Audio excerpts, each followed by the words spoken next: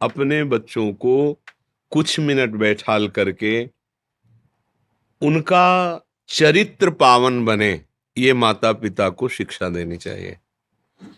आचरण यदि शुद्ध नहीं है तो भक्ति तो बहुत दूर की बात है, मनुष्यता नहीं रह जाती। हम जिन बच्चों को छल कपट, व्यभिचार, व्यसन और मर्यादा रहित जीवन, इस पर अंकुश नहीं करते हैं, वही आगे चल करके हमारे देश के लिए, हमारे परिवार के लिए, हमारे लिए वो दुखद हो जाते हैं और वो खुद दुख संकट में फंसकर अपना अमूल्य जीवन नष्ट कर देते हैं।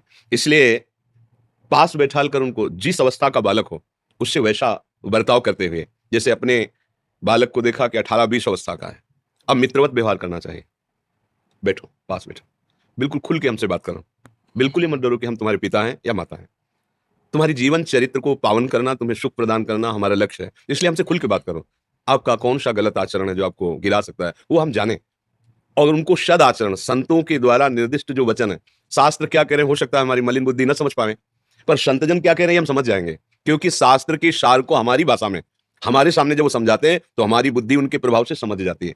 जिसका चरित्र ठीक नहीं है, आचरण ठीक नहीं है, वो जीवन निश्चित महान विषाद, शोक, भय और दुख से ग्रसित हो जाएगा। आगे चल के देख लेना, अगर अभी पुण्य बल से नहीं हो रहा तो आगे चलकर हो जाएगा। दूसरी बात, अगर नाम जप नहीं होगा तो आचरण पवित्र रखने का जो बल है वो कहां से प्राप्त होगा। मानो में पता है हमें नहीं करना चाहिए, पर हमसे वो आचरण हो जाते हैं।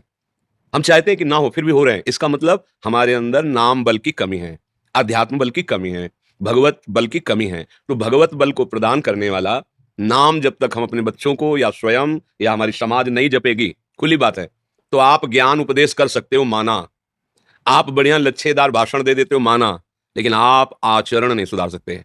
और आचरण नहीं सुधरा तो सब बेकार हो गया, बोलना और सुनना दोनों बेकार हो गए। इसलिए प्रार्थना है, अपने परिवार को, अपने बच्चों को, अपने रिश्तों को, अपने संबंधों को यदि हमें पावन करना है, भगवान ऋषभ देव जी ने कहा है, वही माता माता है, वही पिता पिता है, वही गुरु गुरु है, वही शिष्य शिष्य है, वही रिश्तेदार नातेदार है जो मुझे सदाचरण और भगवत प्राप्ति करा सके।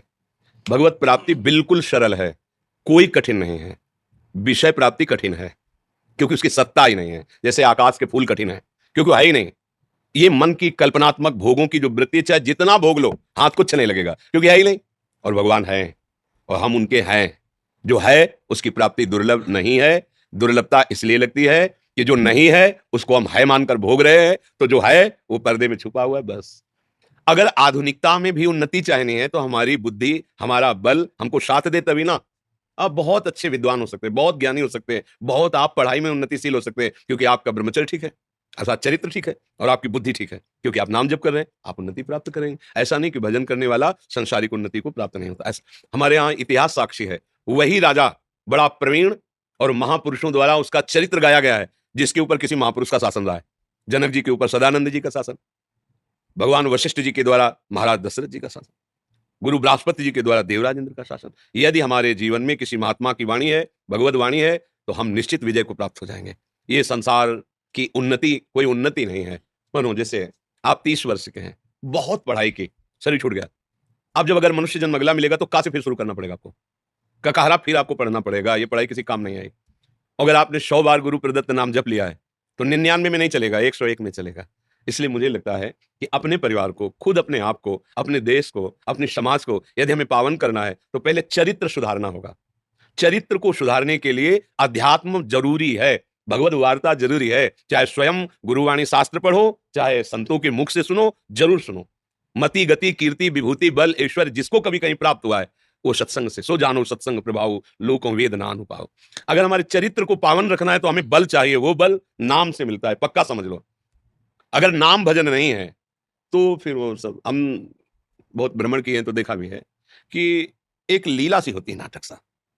आंतरिक वो जो अध्यात्म चाहिए ठोस, वो नहीं होता है, वो होता है भजन से। कुछ आप ना पढ़े लिखे हो, केवल नाम जप करो, सब बुद्धि जागृत हो जाएगी। क्योंकि ब्रह्मा जी को किसी ने सिखाया है क्या? हम सब ब्रह्मा के बनाए हुए हैं ना। ब्रह्मा जी को किसी ने सिखाया है क्या कि तुमको कैसे क्या बनाना है? उनको जो बुद्धि दे रहा है वो है ना ईश्वर, जिससे हमारी बुद्धि बढ़ी है, वो ब्रह्मा जी हैं।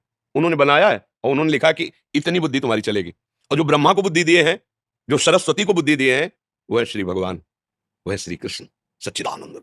अगर हम उनका नाम जप करते हैं, उनके आश्रित रहते हैं, तो जो ब्रह्मा को बुद्धि प्रदान करते हैं, सरस्वती को बुद्धि, वो हमको सीधे बुद्धि, क्या जानकारी करना है, सब जानकारी हो जाएगी।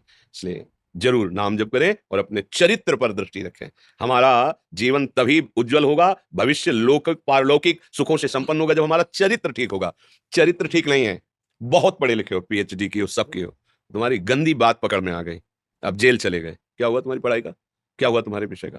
या खुद तुम अंदर जल रहे हो, क्योंकि अपवित्र अधर्माचरण कोई और दंड दे ना दे, आपका मन ही आपको दंड देगा, वो जलाएगा, विषाद युक्त करेगा, परेशान करेगा। इसलिए सावधान रहिए, किसी को भी सुधारने के पहले हम अपने को देखें, और जब अपने सुधार में हैं तो हमारे संग में जो है, हम बोले ना बोले वो सुधर जाएगा। उसका प्रभाव माता पिता अपने आचरणों को पवित्र रखें, स्वयं भजन परायण व्यसन रहित हो, और अपने बच्चों से मित्रवत व्यवहार करके उनकी समस्या को एक मित्रवत सुलझाव देते हुए, शासन एक अलग चीज है, प्यार एक अलग चीज है। अगर आप प्यार नहीं करेंगे तो आपके शासन का तिरस्कार कर दिया जाएगा, ध्यान रखना। वही बालक आपके ऊपर शासन करने लगेगा जब बड़ा होगा। अगर आप प्यार से संभालिए, प्यार का शासन बहुत बड़ा होता है। जैसे आप खुद तो अमर्यादित खान पान कर रहे हो और बच्चे को देवता बनाना चाहते हो, कभी नहीं हो सकता।